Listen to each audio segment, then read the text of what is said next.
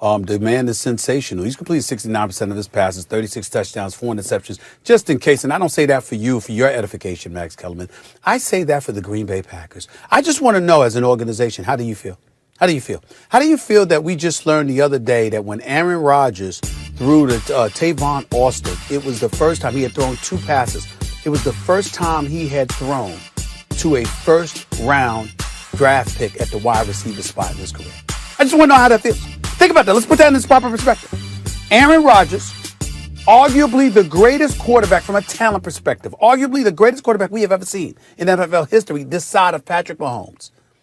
Aaron Rodgers, just the other week, threw a couple of passes to Tavon Austin.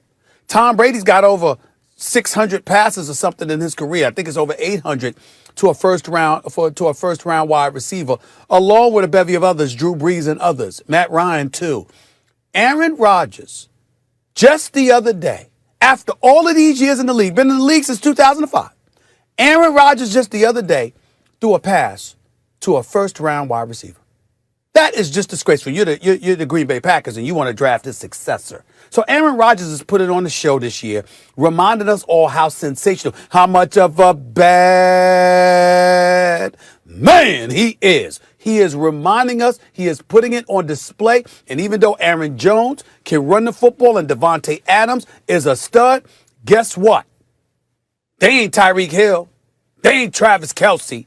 And a combination of Hill, Kelsey, McCole Hardman and Sammy Watkins and those boys. Oh, with Andy Reid and Eric Bieniemy. Oh, no, it's a different animal. Aaron Rodgers is working with considerably less. No disrespect to those brothers, Devontae Adams and Aaron Jones, because they could play. But I'm just saying, it's with considerably less than the Kansas City Chiefs have at their arsenal. Without Aaron Rodgers, the only thing we'd be talking about in Wisconsin, other than the Greek Freak, is cheese. Nothing else.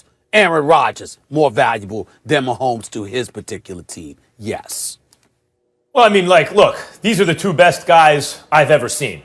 I think if I have to choose between them, I think the edge goes to Mahomes. I'm not saying it's not close. Aaron Rodgers can do just like, if you want to say, what can Mahomes do that Aaron Rodgers can't do? Aaron Rodgers can do all the stuff Mahomes can do. Mahomes looks a little bit stronger than Rodgers physically. Maybe can... running they can both move, but just Mahomes looks a little stronger. And Mahomes has more of that rah-rah gunslinger stuff that teams seem to respond to. With Rodgers, is there tension between this guy and Rodgers? What about Favre and Rodgers, right, coming in?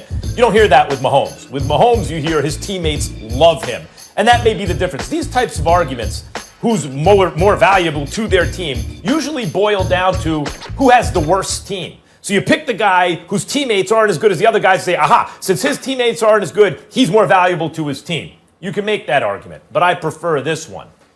When you have a great team around you, what quarterback gives you the premium over everyone else? Not only making all the plays and messing up less than anyone else, not turning the ball over. I mean, look at Patrick Mahomes' touchdown to interception ratio for his career, let alone this year.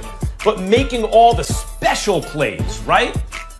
Who can do that when it matters most? Rodgers been in the league a long time, been on some great teams, has 1 Super Bowl win for it, which is great.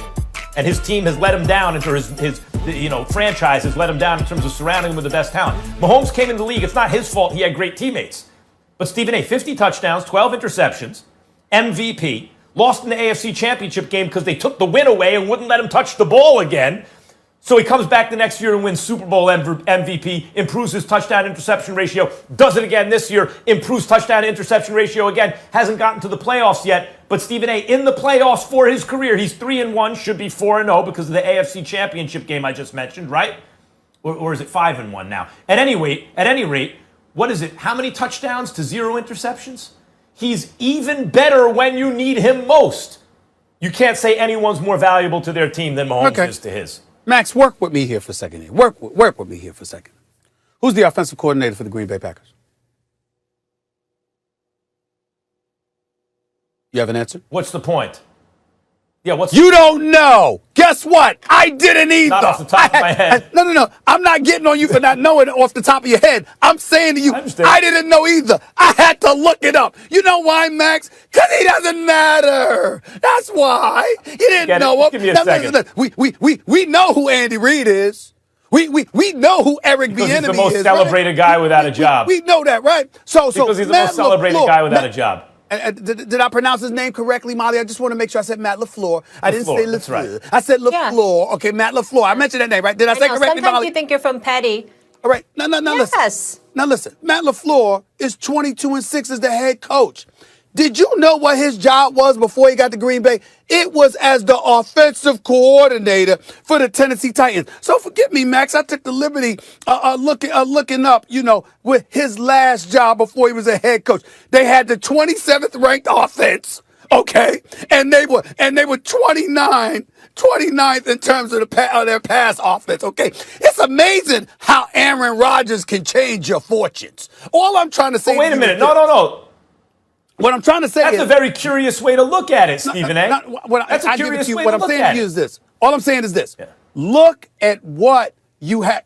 Aaron Rodgers, this is what he has. Look at the embarrassment of riches Patrick Mahomes has available to him. So the question is not who's better, it's who's more valuable to their particular team. I am saying Green Bay falls off the map without Aaron Rodgers. I don't think that happens with Kansas City if they lost Mahomes. That's my point.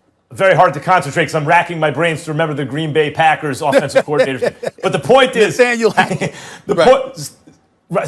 A., the point is this.